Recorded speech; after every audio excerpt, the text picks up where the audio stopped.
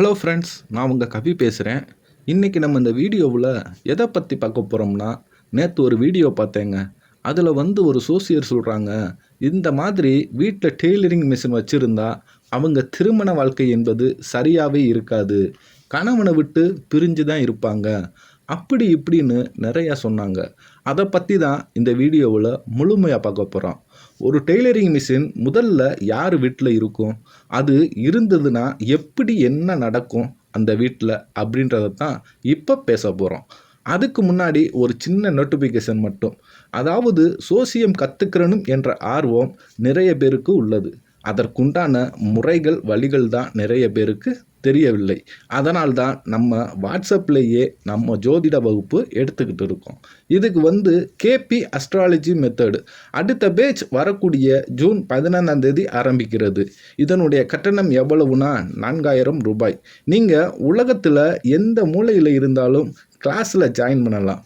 இது ஜஸ்ட் ஜோசியம் கற்றுக்கிறனும் என்ற ஆர்வம் இருக்கிறவங்க யாராக இருந்தாலும் கற்றுக்கிடலாம். சரி, வாங்க வீடியோக்குள்ளே போகலாம். முதல்ல யார் வீட்டில் டெய்லரிங் மிஷின் இருக்கும்? ஜோசியம்னா என்ன?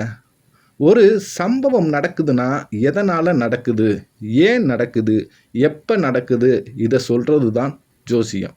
முன்னாடி என்ன நடந்தது, எதிர்காலத்தில் என்ன நடக்கும், அதை சொல்கிறது தான் சோசியம். ஆனால் இன்றைய காலகட்டத்தில் எப்படி சொல்கிறாங்கன்னா அப்படின்னா கிடையவே கிடையாது.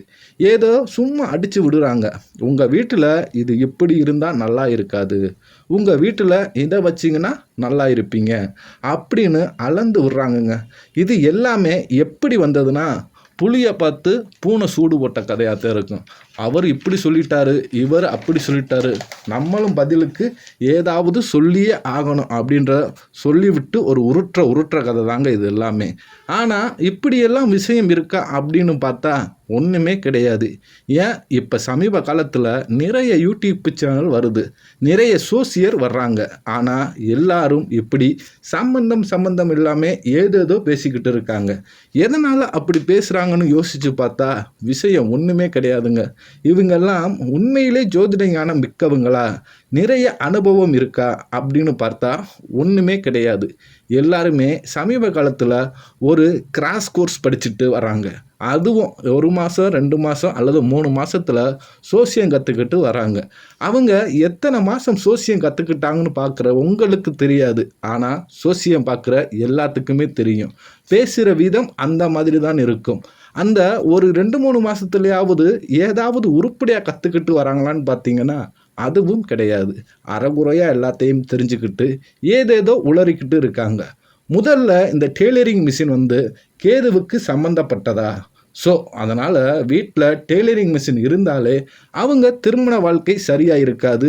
ஒரு பெண் வீட்டில் டெய்லரிங் மிஷின் இருக்குது அல்லது ஒரு வீட்டில் டெய்லரிங் மிஷின் இருந்தாலே கணவன் மனைவி பிரிஞ்சிடுவாங்க, டிவர்ஸ் ஆகிடும், இல்லை பிரிஞ்சு தான் வாழ்க்கை இப்படி அப்படின்னு கதை சொல்கிறாங்க.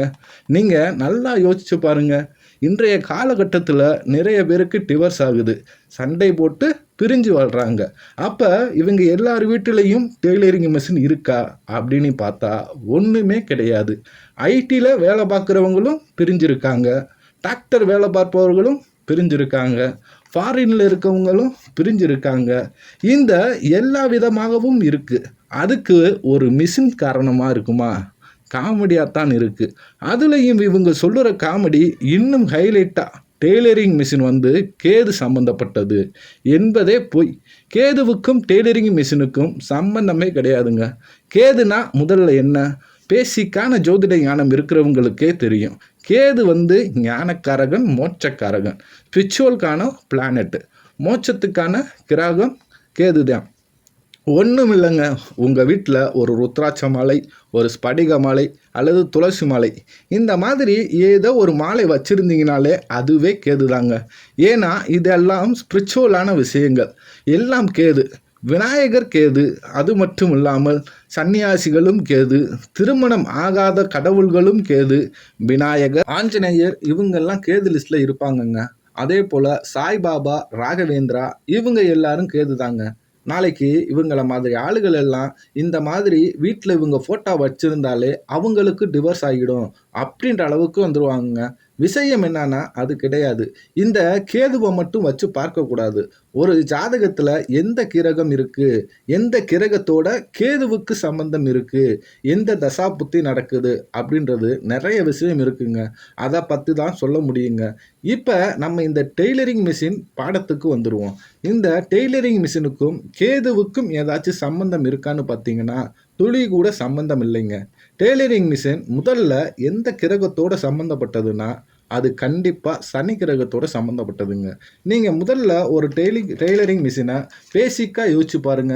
அது என்ன கலர்ல இருக்கும்? அது மோஸ்ட்லி கருப்பா தாங்க இருக்கும். இப்ப வேணா வேற வேற கலர்ல வந்திருக்கலாங்க. அது கருப்பு நிறமே சனியோட நிறம்.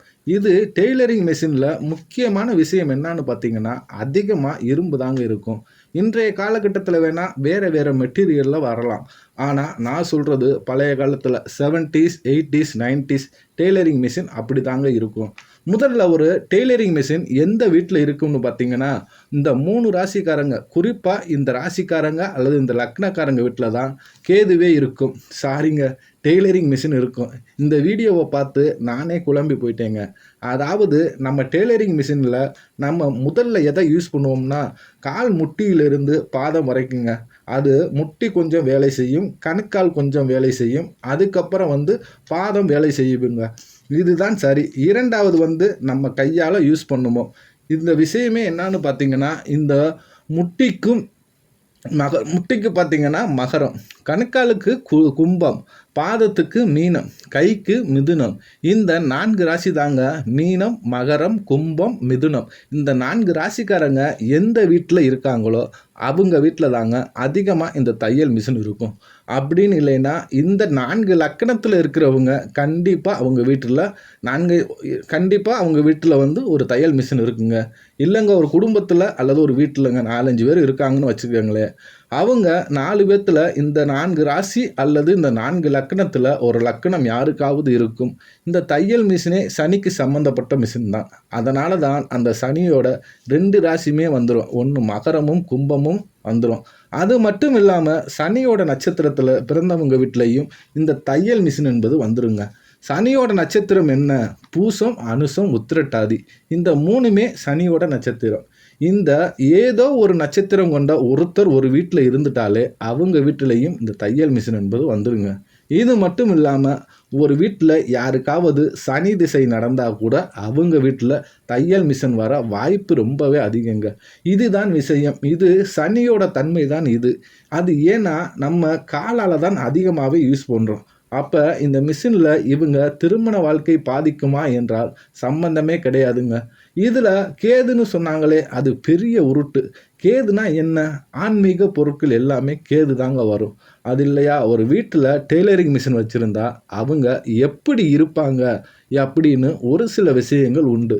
ஒரு வீட்டில் ஒரு தையல் மிஷின் இருந்துட்டாலே அவங்க ஆயுள் நீடிக்குங்க. சனியோட தன்மை வர்றதுனால ஆயுளை நீட்டிச்சு கொடுக்குங்க. ஏதாவது காலில் அவங்க குடும்பத்தில் இருக்கிறவங்களுக்கு காலில் பிரச்சனை வர வாய்ப்பு இருக்குங்க. 3வது விஷயம் என்னென்னா, அந்த வீட்டில் ஒரு ஒரு படு சோம்பேறியா ஒரு பையன் இருப்பாங்க. எந்த வேலையா இருந்தாலும் சரி கடைக்கு போயிட்டு இந்தா வாங்கிட்டு வாடா அப்படின்னு சொன்னோம்னா நாளைக்கு போகிறேன் என்று சொல்லுவான். இப்படி ஒரு பயங்கரமான சோம்பேறி கண்டிப்பாக ஒரு வீட்டில் ஒருத்தர் இருப்பாங்க. 4வது என்னன்னா, உழைப்பால் கண்டிப்பாக முன்னுக்கு வந்துடுவாங்க. ஒரு வீட்டில் ஒரு தையல் மிஷின் இருந்ததுன்னா எந்த மாதிரி ஏழ்மை நிலையில் இருந்தாலும் சரி கொஞ்சம் கஷ்டப்பட்டு வாழ்க்கையில் ஒரு மிகப்பெரிய நிலைமைக்கு வந்துடுவாங்கங்க. இந்த மாதிரி விஷயங்கள் தான் ஒரு டெய்லரிங் மிஷின் இருக்கிற வீட்டில் சம்பவங்கள் கண்டிப்பாக நடக்குங்க. கீழே நீங்கள் டெய்லரிங் மிஷின் வச்சுருந்தா கமெண்ட்ஸில் சொல்லுங்கள். இவ்வளவு தாங்க விஷயம். Thank you friends.